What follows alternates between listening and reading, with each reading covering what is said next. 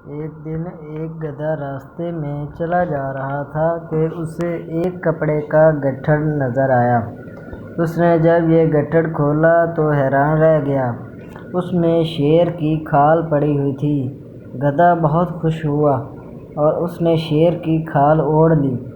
آہا! یہ تو بہت اچھی ہے۔ اب میں کیسا لگ رہا ہوں؟ یہ دیکھنے کے لیے گدھے نے قریبی تالاب میں جا کر اپنا عکس دیکھا۔ اب میں شیر بن گیا ہوں۔ اب میں ان سب کو مزہ چکھاؤں گا جو میرا مذاق اڑاتے تھے۔ گدھا بھاری قدموں سے جنگل میں داخل ہوا۔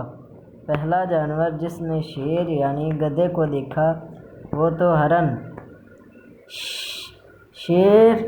ہرن کانپتے ہوئے بولا اور خوفزدہ ہو کر درختوں کی طرف بھاگ گیا۔ کتنا مزہ آیا! گدھے نے اپنی کامیابی پر خوش ہو کر کہا۔ اتنے میں دیکھا کہ بھی لومڑی آ رہی ہے۔ اس نے جو شیر کو دیکھا تو خوف سے کانپنے لگی۔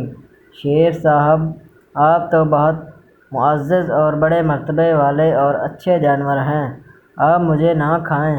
لومڑی گدھے کے قدموں میں گر کر اس سے زندگی کی بھیک مانگنے لگی۔ جلد ہی پورے جنگل میں ہلچل مچ گئی کہ جنگل میں شیر آ گیا ہے۔ بندر خوف زدہ ہو کر ایک درخت سے دوسرے درخت پر دوڑنے لگے۔ خرگوش اپنے بلوں میں جا کر چھپنے لگے۔ کتنے مزے کی بات ہے! اب مجھے انہیں شیر کی طرح دہاڑ کر ڈرا دینا چاہیے۔ گدھے نے اپنے آپ سے کہا اور پھر شیر کی طرح دہاڑا لیکن اس کی دہاڑ میں الگ ہی آواز نکلی، ڈینچو ڈینچو۔ سب جانوروں نے یہ آواز سنی اور باہر آ گئے۔ انہیں گدھے کی اصلیت جاننے میں دیر نہ لگی۔ یہ دراصل گدھا ہے۔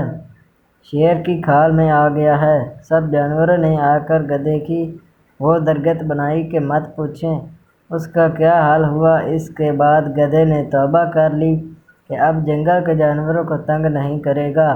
اس کہانی سے ہمیں یہ سبق ملتا ہے کہ بے وقوف جیسا بھی بھیس پہنے اس کے بولنے سے ہی اس کی بے وقوفی کا پتہ چل جاتا ہے۔